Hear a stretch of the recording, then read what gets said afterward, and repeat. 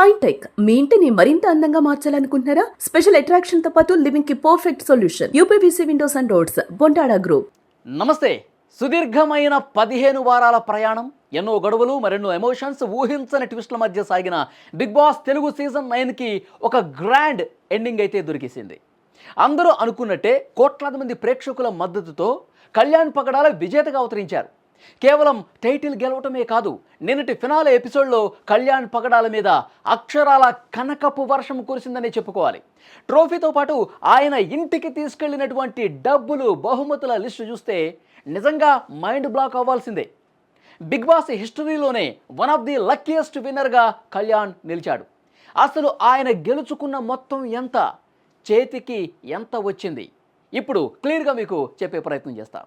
Big బాస్లో అడుగుపెట్టిన మొదటి వారం ఆయన ఒక సాదాసీదా కంటెస్టెంట్, పెద్దగా ఎవరికి తెలియదు. కానీ వారాలు గడుస్తున్న కొద్దీ తన సహనంతో, నిజాయితీతో ఆడుతూ ఒక్కో మెట్టు ఎక్కుతూ వచ్చారు.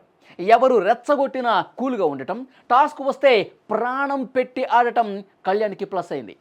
ముఖ్యంగా నామినేషన్స్లో ఆయన మాట్లాడే తీరుకి యువత ఫిదా అయిపోయారు. బయట భారీ ఫ్యాన్ బేస్ తయారైంది.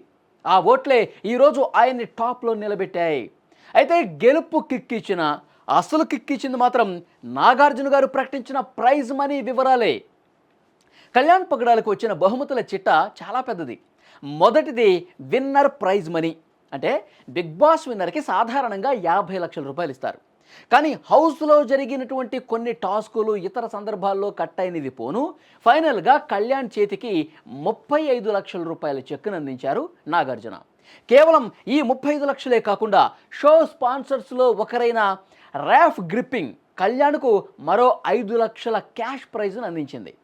అలాగే మారుతి సుజుకి విక్టోరీస్ కార్ను కూడా కళ్యాణ్ సొంతం చేసుకున్నారు. అంటే ఓవరాల్గా చూసుకుంటే కళ్యాణ్ పగడాల ఈ సీజన్ ద్వారా దాదాపు 50 లక్షల విలువైన ఆస్తులను వెనకేసుకున్నట్టే. బిగ్ బాస్లో కళ్యాణ్ విజయం ఓ సంచలనం. ఏ సెలబ్రిటీ బ్యాక్గ్రౌండ్ లేకుండా కేవలం ఒక సాధారణ కామన్ మ్యాన్గా అడుగుపెట్టి తన నిజాయితీతో కోట్లాది మంది గుండెల్లో చోటు సంపాదించుకున్నారు కళ్యాణ్ పగడాల. ఒక సామాన్యుడు తలచుకుంటే సింహాసనాన్ని ఎలా దక్కించుకోవచ్చో అర్థమవుతుంది. ఇది కేవలం కళ్యాణ్ ఒక్కడి గెలుపు కాదు, ఆయనలో తమని తాము చూసుకున్న ప్రతి సామాన్యుడి విజయం. వెండితెర స్టార్లను సైతం పక్కకు నెట్టి జనబలంతో బిగ్ బాస్ గడ్డపై కళ్యాణ్ పగడాల వేసిన ఈ ముద్ర చరిత్రలో ఎప్పటికీ నిలిచిపోతుంది. బిగ్ బాస్ టైటిల్తో కళ్యాణ్ పగడాల ప్రస్థానం కేవలం ఆరంభం మాత్రమే. హౌస్లో ఆయన చూపించిన నటన, పలికించిన హావభావాలు చూస్తుంటే త్వరలోనే ఆయన వెండితెరపై కూడా మెరవటం ఖాయంగా కనిపిస్తోంది.